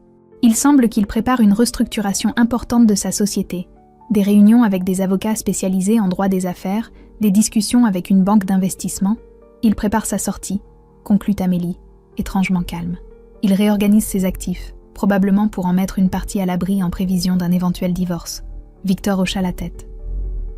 C'est également mon interprétation. Amélie referma soigneusement l'enveloppe, son visage ne trahissant aucune émotion. « Merci, monsieur Lenoir. Vos services ont été précieux. » Une fois le détective parti, Sophie observa son amie avec inquiétude. « Amélie, tu tiens le coup ?» Un sourire étrange se dessina sur les lèvres d'Amélie. « Mieux que jamais. Laurent vient de me donner exactement ce dont j'avais besoin. » « Comment ça ? Il a commis une erreur fondamentale en créant cette SCI sans m'en informer. Sous notre régime matrimonial, il aurait dû obtenir mon consentement pour engager des fonds communs dans une telle acquisition. » Sophie, en tant qu'avocate, comprit immédiatement, ce qui constitue une dissimulation d'actifs, potentiellement frauduleuse dans le cadre d'un divorce. « Exactement, » confirma Amélie. « Mais je ne vais pas utiliser cette information immédiatement. Elle fait partie d'un tableau plus large. » Elle sortit son carnet bleu et l'ouvrit à une page couverte de notes. « J'ai passé ces dernières semaines à construire minutieusement les fondations de mon plan. Maintenant, je peux passer à la phase active. » Sophie examina les notes d'Amélie, impressionnée par leur précision et leur organisation. « C'est remarquablement élaboré. J'ai appris du meilleur, » répliqua Amélie avec une pointe d'amertume. Laurent a orchestré sa double vie pendant des mois, peut-être des années. J'ai simplement adapté sa méthodologie à mes propres fins. Elle tourna les pages jusqu'à un calendrier détaillé. Voici le timing que j'ai établi. Nous sommes à 8 semaines de la date prévue pour l'accouchement d'Émilie. D'ici là, chaque élément de mon plan doit être en place. Sophie parcourut le calendrier, s'arrêtant sur une date entourée en rouge. Opération Ariane, qu'est-ce que c'est ? Le cœur de ma stratégie, expliqua Amélie. Nommée d'après le fil d'Ariane qui a guidé Thésée hors du labyrinthe. Elle sortit de son sac une clé USB qu'elle brancha sur son ordinateur portable. J'ai découvert quelque chose d'intéressant en fouillant dans les archives numériques de Laurent. L'écran afficha des documents financiers complexes, des projections, des tableaux de flux de trésorerie, des analyses de marché. Laurent a bâti sa société sur une innovation prometteuse dans le domaine de la purification d'eau. Mais ce que ses investisseurs ignorent, c'est que les résultats des tests à grande échelle n'ont pas été aussi concluants qu'il l'a prétendu. Sophie étudia les documents, fronçant les sourcils. « Tu veux dire qu'il a falsifié des données ? Pas exactement. Il a embelli la réalité. Sélectionné uniquement les résultats favorables, omis les problèmes potentiels. » Amélie fit défiler jusqu'à un email particulier. Son directeur technique l'a averti des risques, mais Laurent a choisi d'aller de l'avant, promettant aux investisseurs des rendements irréalistes. « C'est potentiellement frauduleux », nota Sophie avec inquiétude. « C'est dans une zone grise », nuança Amélie. Suffisamment problématique pour inquiéter les investisseurs, pas assez pour constituer un délit pénal caractérisé. Elle referma l'ordinateur. Ces informations, combinées à la SCI dissimulée, me donnent un levier considérable. Mais je ne vais pas les utiliser comme simple monnaie d'échange dans un divorce. Ce serait trop facile. Que comptes-tu faire alors ? Amélie sortit un autre document de son sac, le prospectus d'un salon nautique international qui se tiendrait à Paris dans un mois. Laurent rêve depuis toujours d'acquérir un voilier. C'est son symbole ultime de réussite, de liberté.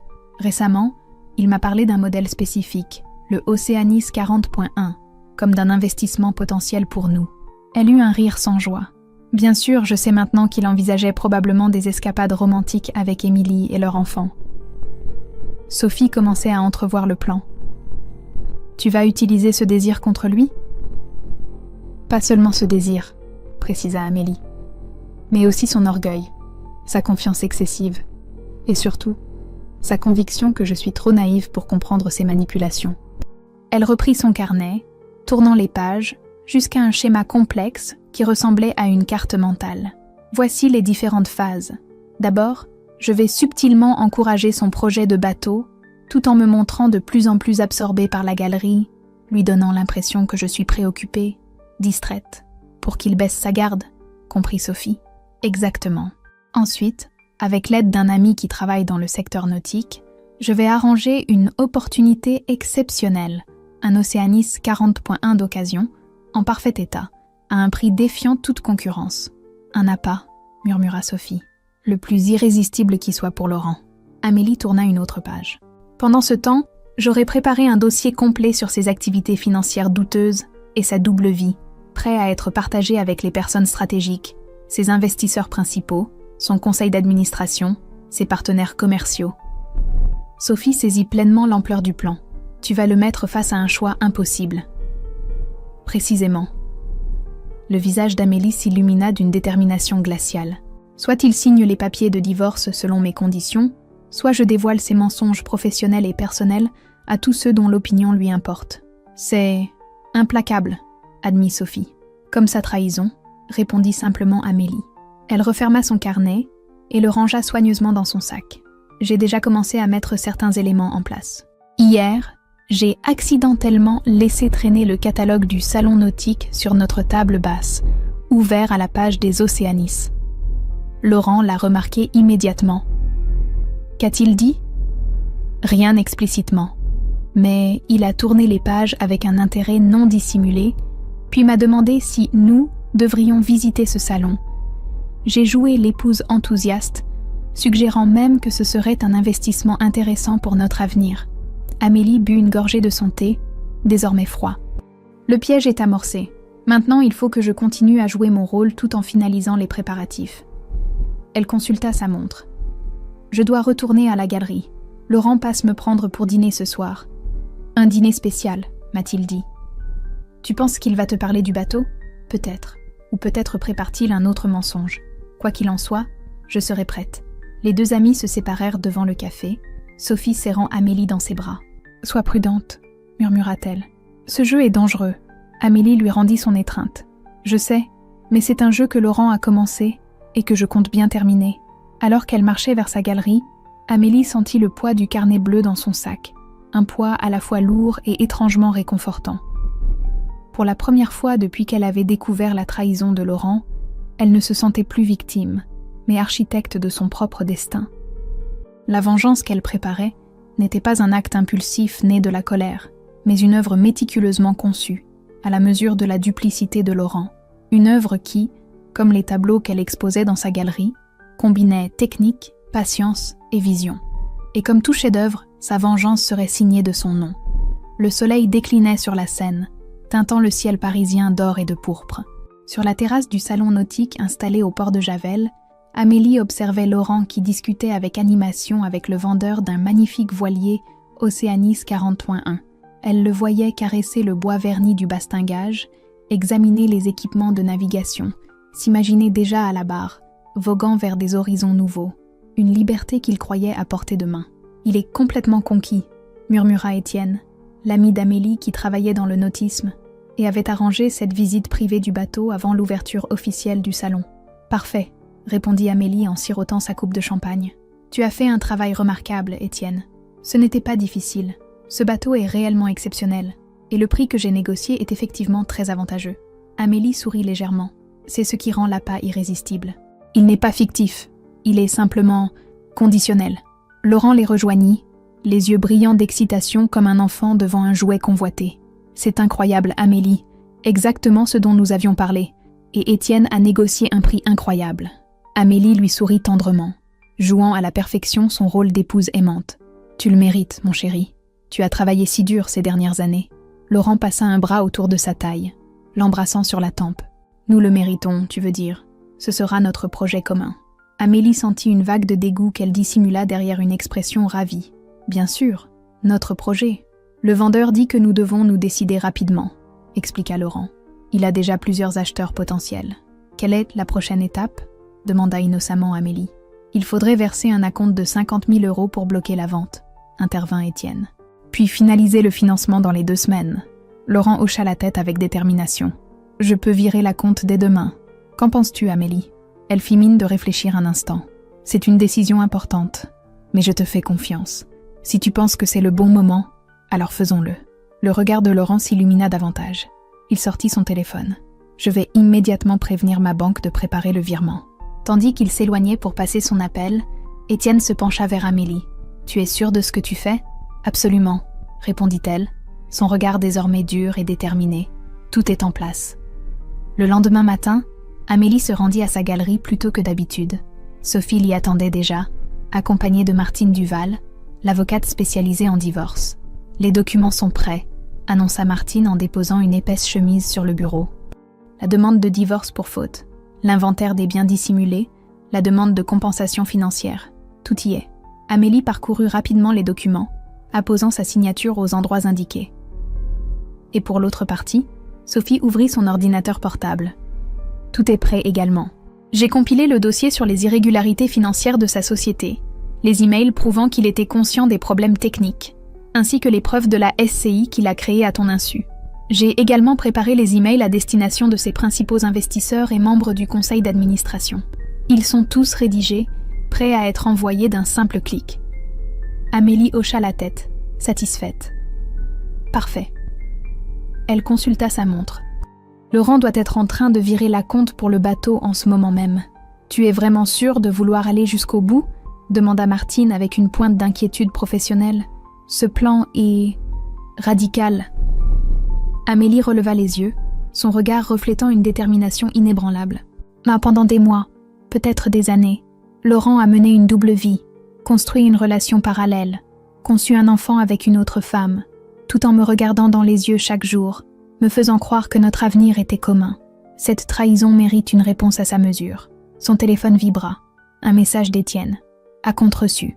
Documentation envoyée comme convenu. Amélie sourit légèrement. C'est parti. La phase finale est enclenchée. À midi précisément, Alors que Laurent était en réunion avec ses principaux investisseurs pour présenter les projections financières du prochain trimestre, Amélie se présenta à l'accueil de sa société. « Bonjour Amélie », la salua chaleureusement la réceptionniste. « Laurent ne m'a pas prévenue de ta visite. »« C'est une surprise », répondit Amélie avec un sourire complice. « J'aimerais lui faire une petite surprise pour notre anniversaire de mariage. » La réceptionniste sourit, attendrie. « Ah, bien sûr, il est en salle de conférence avec les investisseurs, mais il devrait bientôt terminer. Tu peux l'attendre dans son bureau si tu veux. »« Parfait, merci beaucoup. » Amélie se dirigea vers le bureau de Laurent, saluant au passage quelques employés qu'elle connaissait. Une fois seule dans le spacieux bureau d'angle, elle sortit de son sac une enveloppe qu'elle plaça bien en évidence sur le bureau, ainsi qu'une bouteille de champagne et 2 flûtes. Puis elle s'assit dans le fauteuil de Laurent et attendit, aussi calme qu'une prédatrice qui sait que sa proie ne peut plus s'échapper. 20 minutes plus tard, la porte s'ouvrit sur Laurent, accompagné de 2 hommes en costume. « Je vous enverrai les documents complémentaires cet après-midi », disait-il en leur serrant la main. « Je suis confiant que les résultats du 3e trimestre dépasseront vos attentes. » Les hommes prirent congé, et c'est alors que Laurent aperçut Amélie. Son visage s'éclaira d'un sourire surpris. « Amélie, quelle surprise !»« Une bonne surprise, j'espère », répondit-elle avec un sourire parfaitement calibré. Laurent s'approcha pour l'embrasser. « La meilleure. Que me vaut ce plaisir ?» Amélie désigna la bouteille de champagne. « J'ai pensé que nous pourrions célébrer. »« Célébrer quoi ?» demanda Laurent, intrigué. « Ton nouveau bateau, bien sûr. » Amélie fit tourner son fauteuil pour lui faire face pleinement. « Étienne m'a confirmé que ton acompte avait été reçu ce matin. » Laurent sourit largement. « Oui, c'est incroyable, n'est-ce pas ? Je n'arrive toujours pas à croire que nous ayons trouvé exactement ce que nous cherchions, à un tel prix. »« Le destin, sans doute, » répondit Amélie, son ton légèrement énigmatique. « Ouvre l'enveloppe. » Laurent prit l'enveloppe. Curieux. « Qu'est-ce que c'est ? Un cadeau pour le bateau ? » En quelque sorte. Il ouvrit l'enveloppe et en sortit plusieurs documents. Son sourire se figea progressivement à mesure qu'il parcourait les pages. Demande de divorce, attestation de double vie, photo de lui et Émilie, détails de la SCI créée à l'insu d'Amélie, preuve de dissimulation d'actifs. Son visage perdit toute couleur. « Amélie, qu'est-ce que... ce que c'est ?» compléta-t-elle, parfaitement calme. « La fin de ton petit théâtre, Laurent. Je sais tout. Pour Émilie, pour l'enfant que vous attendez, pour l'appartement que tu as acheté dans le 16e, pour les voyages que tu n'as jamais faits, pour les mensonges que tu me sers quotidiennement depuis des mois, peut-être des années. » Laurent s'effondra dans le fauteuil face à elle, les documents tremblants dans ses mains. « Je peux t'expliquer. » « M'expliquer quoi, exactement ?» coupa Amélie, sa voix toujours mesurée mais tranchante comme une lame. « Comment tu as construit une vie parallèle pendant que tu me faisais miroiter des projets d'avenir ? Comment tu prévoyais de m'abandonner une fois que ton enfant serait né ? Ce n'est pas aussi simple, » balbutia Laurent. Amélie sourit froidement. « Au contraire, c'est très simple. Tu as 2 options. » Elle pointa les documents du divorce. « Soit tu signes ces papiers, qui incluent une compensation financière substantielle pour moi, ainsi que la moitié de la valeur de ta société et de tous nos biens communs. »« La moitié de ma société ?» s'étrangla Laurent. « C'est absurde. Je l'ai bâtie seule. » Amélie secoua la tête. « Avec notre argent commun, sous notre régime matrimonial, après notre mariage. Légalement, j'ai droit à la moitié. » Elle sortit alors de son sac une seconde enveloppe. « Ou bien, si tu refuses, j'envoie ce dossier à tes investisseurs, à ton conseil d'administration et aux autorités financières. » Laurent prit la seconde enveloppe d'une main tremblante et l'ouvrit. Ses yeux s'écarquillèrent d'horreur en découvrant les emails et rapports techniques qu'il croyait avoir soigneusement dissimulés. « Comment as-tu obtenu ces documents ?» Amélie eut un sourire sans joie. « Tu n'es pas le seul à savoir mener l'enquête, Laurent. La différence entre nous, c'est que mes découvertes sont parfaitement légales, contrairement à tes manipulations financières. » Laurent passa une main sur son visage, soudain vieilli de 10 ans. « Tu ne peux pas faire ça. Tu détruirais tout ce que j'ai construit. Comme tu as détruit notre mariage, notre confiance, nos projets communs. » La voix d'Amélie resta calme, mais ses yeux brillaient d'une froide détermination. « Tu as jusqu'à demain midi pour signer ces documents. Passé ce délai, j'envoie le dossier. » Elle se leva avec une grâce tranquille. « Oh, et pour ton bateau ? L'acompte est malheureusement non remboursable. Dommage, n'est-ce pas ?» Elle se dirigea vers la porte, puis se retourna une dernière fois. « Au fait, Étienne n'est pas qu'un expert en autisme. C'est aussi mon cousin. Il a toujours eu un talent particulier pour reconnaître les hommes qui ne méritent pas les femmes qu'ils ont. » Le visage de Laurent se décomposa davantage en comprenant qu'il avait été manipulé de bout en bout. « Tu avais tout planifié. » Amélie lui adressa un dernier regard, mêlant triomphe et tristesse. « J'ai appris du meilleur, Laurent. Tu m'as montré comment construire une vie basée sur le mensonge. Ne sois pas surpris que j'ai retenu la leçon. » Sur ces mots, elle quitta le bureau, laissant derrière elle un Laurent effondré, confronté aux ruines de l'empire de mensonges qu'il avait construit. Dans le taxi qui la ramenait vers son appartement, qu'elle avait déjà commencé à vider discrètement de ses affaires personnelles, Amélie sentit un mélange complexe d'émotions l'envahir. Pas de la joie, pas vraiment de la satisfaction non plus, mais plutôt le soulagement de celui qui, après avoir longtemps porté un masque, peut enfin montrer son vrai visage. Son téléphone vibra. Un message de Sophie. « C'est fait, répondit-elle simplement. La vengeance qu'elle avait orchestrée n'effacerait pas la douleur de la trahison. Elle le savait. Mais elle lui offrait quelque chose de plus précieux encore, la reprise de contrôle sur sa propre vie et la certitude que Laurent ne s'en tirerait pas impunément. 1 an s'était écoulé depuis cette confrontation dans le bureau de Laurent. L'automne parisien déployait ses couleurs flamboyantes sur les quais de Seine, où Amélie marchait d'un pas tranquille, savourant la fraîcheur de l'air et le bruissement des feuilles sous ses pieds. Elle s'arrêta un instant, observant les bateaux qui glissaient sur l'eau, portés par un courant paisible mais déterminé, à l'image du cours qu'avait pris sa propre vie. Son téléphone vibra dans sa poche, un message de Sophie l'informant qu'elle serait en retard pour leur déjeuner. Amélie sourit, nullement contrariée. Elle avait appris à apprécier ces moments de solitude, à les considérer non plus comme des vides à combler, mais comme des espaces de liberté retrouvés. Elle reprit sa marche, se dirigeant vers la petite galerie qu'elle avait ouverte 6 mois plus tôt dans le Marais, plus modeste que celle qu'elle dirigeait auparavant, mais entièrement sienne. Nouveau regard. Le nom qu'elle avait choisi reflétait parfaitement sa philosophie actuelle. En poussant la porte de la galerie, elle fut accueillie par le parfum subtil de peinture fraîche et de bois ciré.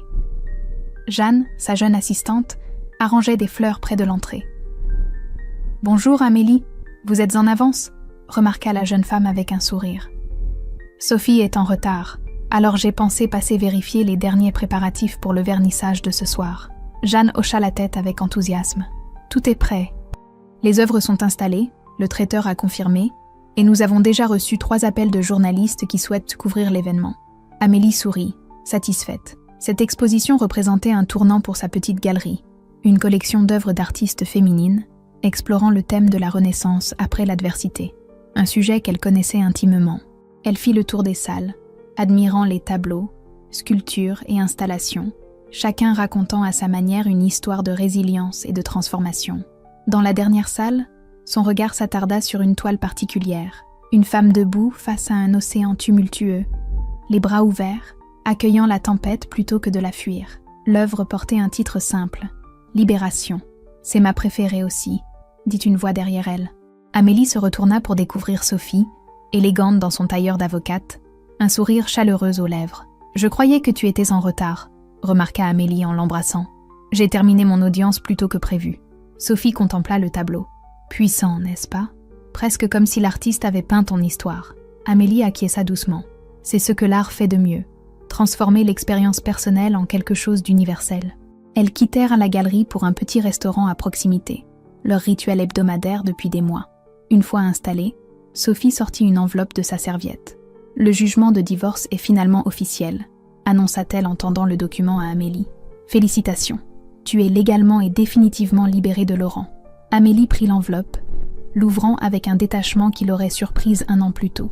« Étrange de penser qu'un document aussi simple puisse marquer la fin de 8 années de ma vie. 8 années qui n'ont pas été entièrement perdues, » nuança Sophie. « Tu as appris, grandi, changé. C'est vrai, » admit Amélie. « Sans cette épreuve, je n'aurais jamais eu le courage d'ouvrir ma propre galerie, de suivre ma vision artistique sans compromis. » Le serveur apporta une bouteille de champagne que Sophie avait commandée pour l'occasion. « À ta nouvelle vie » proposa-t-elle en levant son verre. « À ma nouvelle vie » confirma Amélie en trinquant. Après quelques gorgées, Sophie adopta une expression plus sérieuse. « As-tu entendu les dernières nouvelles concernant Laurent ?» Amélie secoua la tête. Depuis que Laurent avait signé les papiers du divorce, acceptant toutes ces conditions sous la menace de révélations qui auraient détruit sa carrière, elle s'était efforcée de ne plus suivre son parcours. Sa société a été rachetée par un groupe américain, expliqua Sophie. Apparemment, les investisseurs ont fini par découvrir certaines irrégularités dans les projections financières. Je n'ai jamais envoyé le dossier, précisa Amélie, un pli soucieux barrant son front.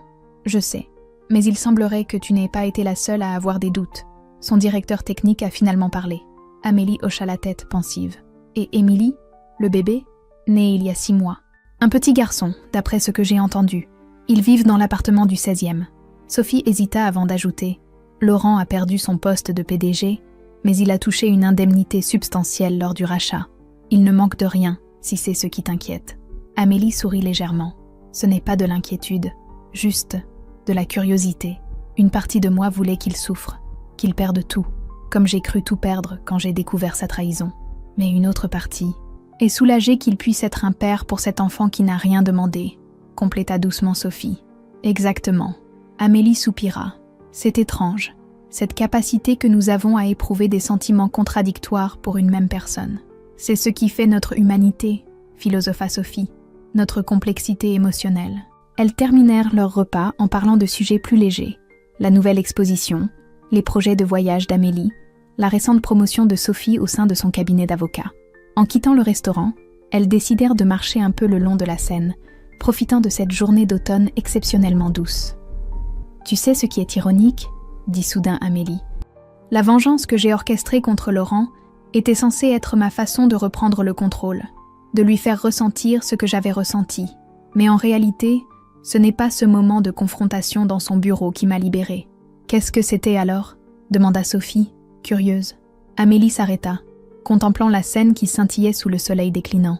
C'était le moment où j'ai réalisé que je pouvais reconstruire ma vie sans lui, que sa trahison ne me définissait pas, que je pouvais transformer cette douleur en quelque chose de beau et de significatif. Elle sortit de son sac un petit carnet bleu, celui-là même où elle avait consigné les détails de sa vengeance. J'ai gardé ce carnet comme un rappel, non pas de ce que Laurent m'a fait, mais de ce que j'ai été capable de faire face à l'adversité. Sophie sourit, émue par cette révélation. Tu as transformé une histoire de trahison en récit de résilience. C'est ce que nous faisons tous, non ? Répondit Amélie.